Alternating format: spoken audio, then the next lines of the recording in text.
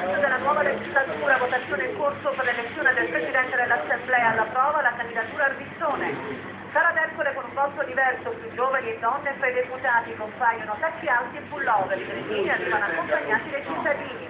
La consulta da ragione a Napolitano vanno distrutte le intercettazioni col Presidente, la Procura di Palermo non commenta, ancora polemiche. Sciopero generale a Lampedusa per la proroga delle tasse promessa dal governo. A Linosa prosegue la protesta per l'assenza di carburante.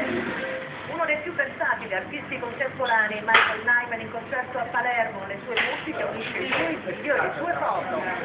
Il Catania per il Cittadella solo nei tempi supplementari, volendo il passaggio più previsto agli stadi di Coppa Italia. Per l'Inter è voluto l'ingresso in campo di Bertezio. Buon pomeriggio, questa mattina a Palazzo dei Normanni la seduta dell'Asse per l'integrazione di 90 parlamentari in Sicilia seconda l'elezione del Presidente dell'Assemblea. Niente in accordi sottostanza a ribadire il Presidente Crocetta.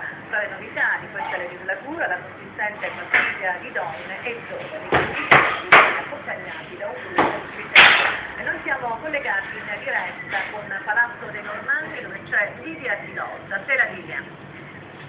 Sì, buon pomeriggio. In questo momento qui la seduta è sospesa a Sala d'Ercole in attesa che cominci la seconda votazione per eleggere il Presidente dell'ARS. La prima non è andata a buon fine come era previsto e nessuno ha ottenuto i 60 voti necessari e soltanto Venturino di 5 Stelle ha avuto i 15 voti compatti del suo gruppo, segno che l'accordo della maggioranza con una parte delle opposizioni sulla questione del DC ancora non è perfettamente chiuso. I grillini hanno detto che continueranno a votare il loro candidato, mentre Arbissone potrebbe farcela già alla seconda votazione quando basteranno 46 voti per essere eletto. Lì si vedrà se ci sarà un accordo istituzionale che prevede un assetto condiviso per le diverse cariche dell'Assemblea. Ad aprire la seduta, poco dopo le 11, era stato il deputato anziano Giovanni Greco che ha parlato di primo giorno di scuola, ha accolto ha affiancato i deputati più giovani, il figlio dell'ex presidente Lombardo Toti e la parlamentare di 5 Stelle Giannina Ciancio. I 90 deputati di questa 16ª legislatura hanno giurato secondo la formula per il bene inseparabile dell'Italia e della Regione. Il governatore Crocetta, state vedendo le immagini, che è stato accolto a Palazzo dal presidente Vicente Cascio, ha presentato la sua giunta quasi al completo, mancando infatti Niccolò Marino e Antonino Zichichi che non si sono ancora insediati. Adesso sentiamo i primi commenti del presidente Vicente dell'Asse Cascio, che ha auspicato una larga convergenza istituzionale, del segretario regionale del PD Lupo e del leader dell'opposizione all'Asse Mello Musunesi, intervistati da Lorenzo Cangeli.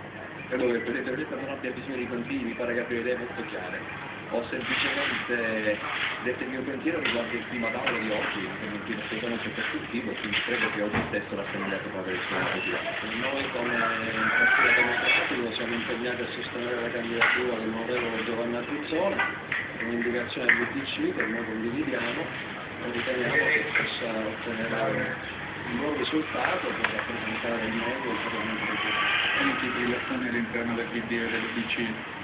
Ma credo che una normale dialettica all'interno dei gruppi parlamentari fa parte del gioco, ma non ritengo che il risultato dovrebbe essere positivo.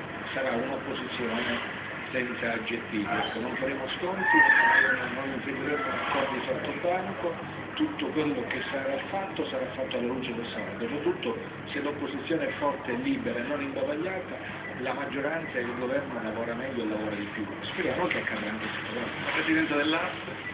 C'è tanta confusione all'interno della maggioranza, non mi pare che ancora abbiano le idee chiare, troppi galli in un pollaio, tanti mal di pancia, credo che stiamo ricorrendo a qualche terapia, a qualche cura utile. Se non si risolve il conflitto all'interno del PD e credo anche di altri gruppi centristi, oggi sarà una seduta buona. E niente in ciuccio accordi sotto banco ha detto anche il governatore Crocetta, che però ha detto di essere sicuro di avere in aula i numeri per portare avanti il processo di risanamento. Sentiamo.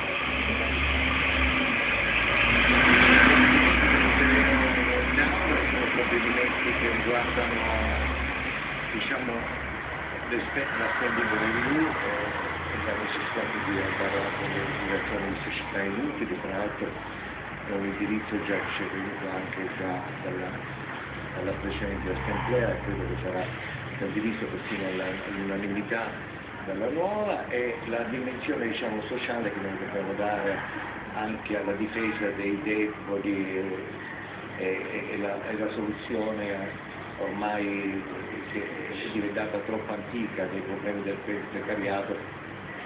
E questo evento è stato seguito, viene seguito in questo momento all'atto da oltre 200 giornalisti accreditati. Questa è la 16ª legislatura che si apre con tante novità, le donne, i giovani, l'ingresso del Movimento 5 Stelle, ma anche le proteste di piazza. Facciamo il punto con Giovanna Puccelli.